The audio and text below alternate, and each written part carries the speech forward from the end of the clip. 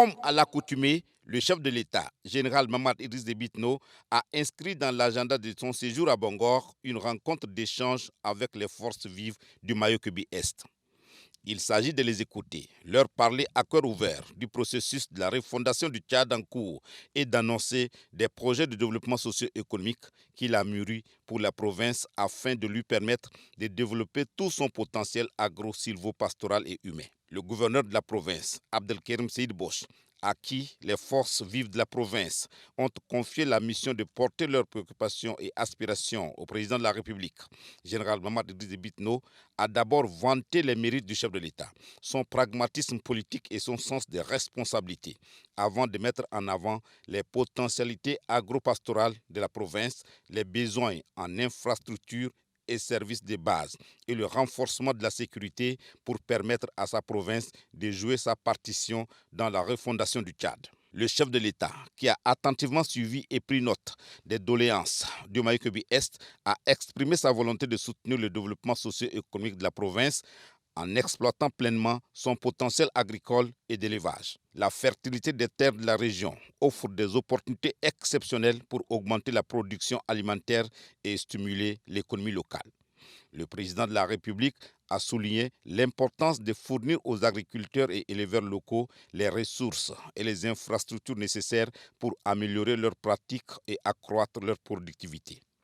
Un autre aspect crucial abordé par le chef de l'État, général Mamad Idriss Déby Itno, est l'amélioration des infrastructures et de l'accès aux services sociaux de base dans la province. Le chef de l'État a pris note des besoins en matière de routes, d'électricité, d'eau potable, d'écoles et de centres de santé.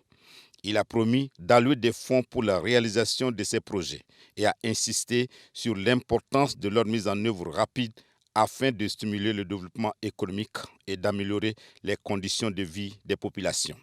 Ainsi, il a annoncé l'accélération de nombreux chantiers en cours de réalisation et la relance de tous les chantiers suspendus pour divers motifs, notamment la construction des 10 km de voiries urbaines pour la ville de Bangor, les travaux d'entretien d'urgence et de maintien de la praticabilité de la section de la route bitumée Lumia-Gelendeng, la finalisation des études de la route Ham Fianga-Pala pour permettre de programmer le bitumage en 2024. La construction de 4 centres de santé à Frissou, Gelendeng, Naïna et Djouman.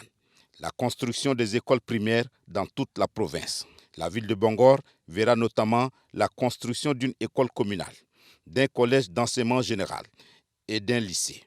un stade omnisport ou encore des bureaux pour la préfecture. La sécurité étant la matrice du développement, le chef de l'État, chef suprême des armées, a réaffirmé son engagement à renforcer les mesures de sécurité dans la province afin de garantir la tranquillité des citoyens et favoriser un environnement propice aux investissements et au développement.